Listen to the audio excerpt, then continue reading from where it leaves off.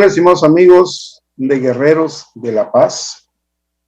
Y el día de hoy vamos a hablar un poco de la filosofía de las artes marciales.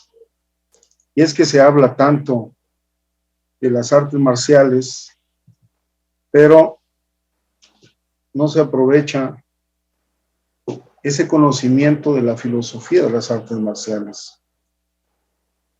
La filosofía como definición, sabemos nosotros que la definición antigua era el amor por la sabiduría. Amor por la sabiduría. El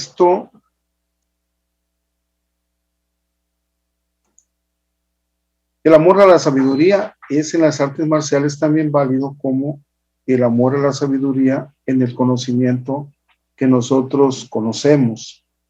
Y es que este amor por la sabiduría, este estudio de la existencia, del conocimiento, de la verdad, de la moral, de la belleza, de la mente y el lenguaje, esto también se aplica dentro de las artes marciales. Tenemos a la filosofía oriental y la filosofía occidental. La que más hemos estudiado nosotros es la occidental. Sin embargo, dentro de las artes marciales también se estudia la filosofía. Y es que esto va a distinguir de otras maneras de abordar los problemas existenciales. Cuando conocí a mi maestro de judo, al fundador de las artes marciales de México, me hacía ver en todas las clases lo que era la filosofía de las artes marciales. Cuando hemos platicado con varios profesores de Taekwondo, de Karate Do, de Lima Lama, hemos visto de MMA, que todos tienen una filosofía y dentro de esa filosofía va el ser buen ciudadano y el uso de las artes marciales para dominarse a uno mismo. Como practicante de judo, debo comentarles que desde 1956 se hizo el primer campeonato del mundo y es un deporte olímpico desde 1964 y por supuesto que fue en donde dio inicio el judo en Tokio, Japón. Este judo que se define como el arte marcial de la suavidad. Y aquí observamos a mi profesor Daniel E. Fernández cuando entrenaba en México por ahí de 1994 al 1997. Estuve entrenando 4 años mientras hacía la especialidad, siendo yo ya cinturón negro de Karate Do y con varios cinturones en Taekwondo, Lima Lama, y habiendo practicado lucha libre profesional. Y luego en México tuve la oportunidad de entrenar con el profesor, con el sensei, y además de entrenar boxeo profesional. Y es que los orígenes del judo se remontan, al igual que los orígenes de las artes marciales, hasta los territorios de la India, de la China y de Japón, en un proceso social de feudalismo. Y en la actualidad tenemos más de 2.800 años desde que, como se sabe, los monjes budistas que peregrinaban y tenían en su trayecto una serie de peligros, tuvieron que practicar haciendo un arte marcial de supervivencia. Además de que dentro de las oraciones que hacían, se dormían con facilidad y entonces tuvieron que aprender a fortalecer ese cuerpo que es el que provee de todo. Ahora en México, en ese tiempo que se estaban fundando las artes marciales, estábamos con los aztecas y ya se avecinaba la conquista de México por los españoles. Así que en Japón se desarrolla un sistema de combate que va a incluir derribes, golpeos, control en el suelo, para poder tener las probabilidades de éxito cuando se tuviera que defender. Y hago mención aquí porque cuando decimos en el nombre Guerreros de la Paz, estamos hablando de dominarnos a nosotros mismos. Y es que las artes marciales fueron creadas para defensa y para dominio del mismo ser humano, dominarse uno mismo, no dominar a los demás, dominarse uno mismo. Y por eso se desarrollan los samuráis, estos guardianes que estuvieron estudiando artes marciales, y entre estas se encontraba el jujutsu o jiu-jitsu, donde se utilizaba el cuerpo como parte de la defensa, pero a la par de esa introspección dentro de la filosofía, que así fue como se originan las artes marciales. Y aquí tenemos al fundador del judo, al maestro Jigoro Kano, que nace en 1860 mientras México terminaba la guerra de reforma, y nace de una familia acomodada, por lo que dentro de las clases que él recibió clases de jiu-jitsu, el maestro Tensuke Yagi. Y aquí, mientras en México Porfirio Díaz iba en contra de la reelección de Juárez, al mismo tiempo en Japón se había prohibido el uso de las armas blancas, y entonces en 1872, cuando entran las armas de fuego hacia el oriente, viene la decadencia de la casta samurái y el crecimiento de las artes marciales como la conocemos ahora. El maestro Daniel F. Hernández, en cada clase que nos daba, nos hacía mención de lo que debíamos tratar de dominar, porque al final de cuentas, alguien que entrena artes marciales es un ser humano, con todos los defectos y las virtudes que tiene un ser humano. Jiu-Jitsu entonces cobra fama y aparece en forma de lucha a golpes, que se conoce con el nombre de karate, arte de las manos vacías, y otras más, como el kendo, del arte de la espada, el kyundo, del arco y la flecha, el jiu-jitsu, el bajitsu, que es el arte de la equitación, el naginata, el kusarigama, el sojitsi, el aikijitsi y el karate como tal. Ahora, Jigoro Kano, como un intelectual, puesto que fue ministro de Educación, empezó a estudiar los fundamentos de las artes marciales, y hacen investigaciones y recopilan elementos de la lucha cuerpo a cuerpo, y es como al jiu-jitsu le cambian el nombre de judo, por una parte mucho más suave, y como él diría, es el sendero que nos lleva a la utilización más eficaz de la energía física y mental, y maneja dos principios. Uno de ellos es ayuda mutua.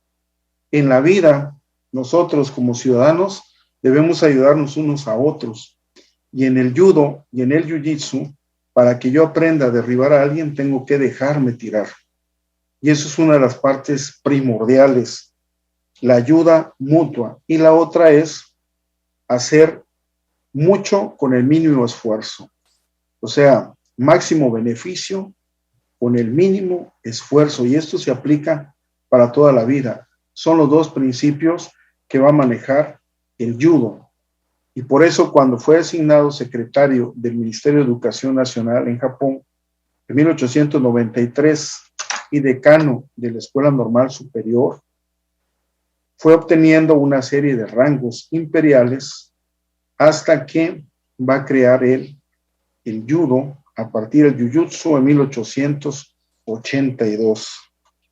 Y en ese mismo año, 1882, funda el Kodokan, que es la primera escuela de judo en un templo llamado Ishoji, en la ciudad de Tokio, Japón.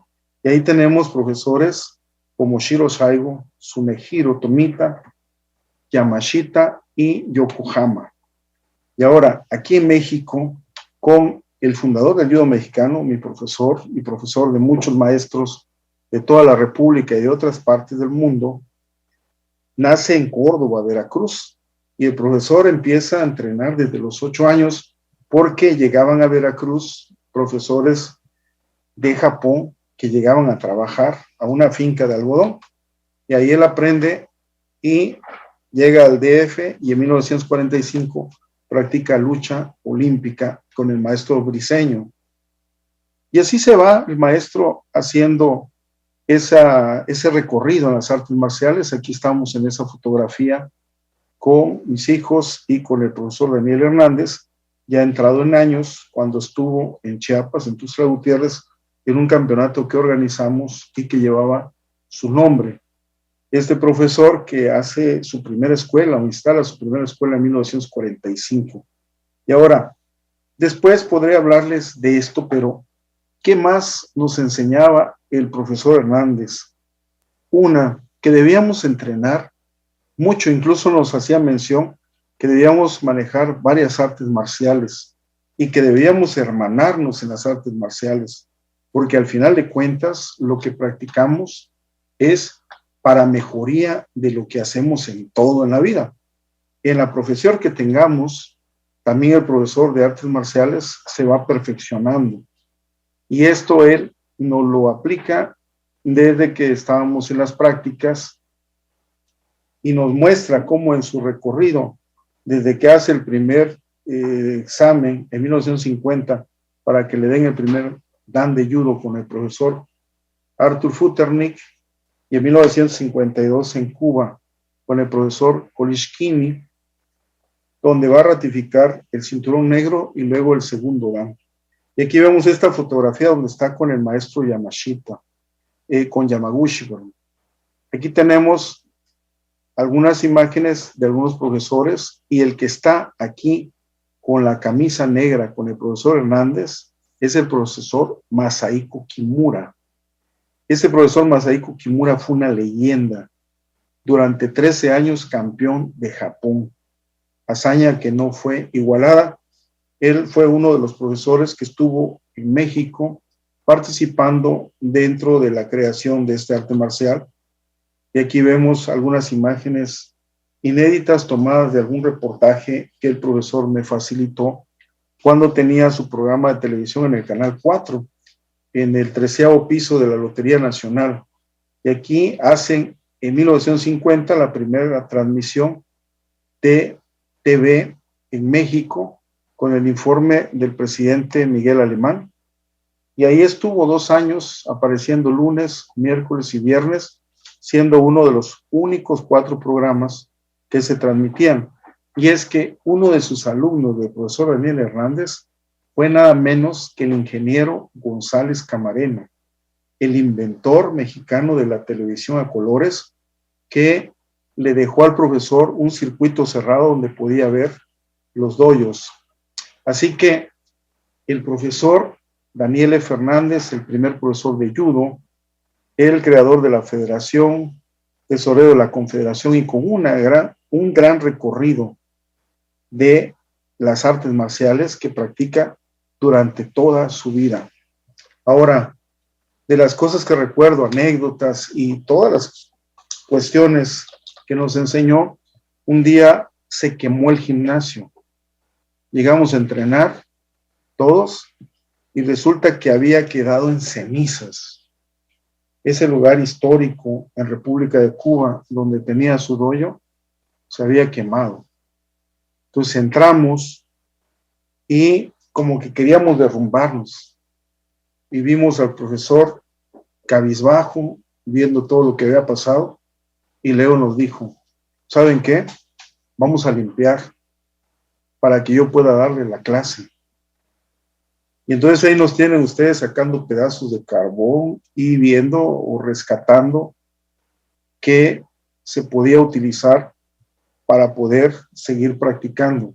Estábamos respirando un poco de humo y yo entendía al profesor porque alguna vez cuando era muy chico, nosotros teníamos muy poco y un día a mi mamá nos mandaron a meter en cajas lo de una papelería y ese día llovió tan fuerte, se metió el agua y destruyó las cosas de papelería. Y teníamos que ir a una fiesta o un cumpleaños infantil. Y pensamos que ya no iríamos porque nos habíamos quedado sin nada. Y entonces ella llegó y con sus ojos azules mira las cosas y nosotros como niños estábamos esperando ver la respuesta de derrota y nos dice, me ayudan a limpiar, vamos a ver qué se rescate y lo ponemos en los estantes y luego nos vamos al cumpleaños. Y eso me recordó cuando el profesor se quema el local, se quema todo prácticamente y quedan muy pocas cosas y nos dice, vamos a practicar. Y al final de cuentas, limpiamos un poco y ahí nos dio, entre medio del carbón, la clase. Y así estuvimos practicando durante algunas semanas hasta que volvimos a dejar el dojo otra vez reconstruido, porque él hace la reconstrucción, pero esa enseñanza de su filosofía y que nos estaba transmitiendo a nosotros era el no dejarnos derrotar por nada ni por nadie. Y como él decía, la única derrota, al único que no se puede derrotar es a la propia muerte. Y entonces uno debe buscar en la vida y en las artes marciales tratar de ser feliz con lo poco o mucho que se tenga. Pero en las artes marciales, la práctica diaria, yo los invito a practicar karate, judo, jiu-jitsu, cualquier arte marcial que vaya bien enfocado a lo que son los guerreros, esos guerreros de la paz, es importante practicarlo, porque todos nosotros estamos hermanados en esa práctica, porque sabemos que tiene muchos beneficios para el cuerpo, para el espíritu y para lo que hagamos como buenos ciudadanos. Y no en base a eso, dentro de lo que practicamos, tenemos nosotros técnicas de derribe, contraataques, combinaciones, y hay un trabajo que se llama Renraku Wasa, que es el trabajo de sombra. Y ya próximamente estaré hablando en alguna de las partes de las sesiones que damos, donde entrevistamos a un profesor, dando esa difusión que Ultimátum hace a lo que se practica para ser un buen ciudadano. Dentro de esto hablaremos de la planificación deportiva, porque el hacer campeones nacionales, el hacer campeones internacionales, no es producto de la casualidad, ni solamente las cualidades que tiene una persona para practicar X deporte, sino depende mucho de la planeación que hagamos. Y dentro de esta planeación es la preparación física general, la preparación física especial y la etapa precompetitiva y la competitiva, y habrá oportunidad de poderles hablar de eso. Mientras, terminando este programa de Guerreros de la Paz, quiero decirles que en la filosofía de las artes marciales está el ser buen ciudadano y el no dejarse derrotar por las circunstancias. Y nos vemos en el próximo programa, aquí en Ultimátum.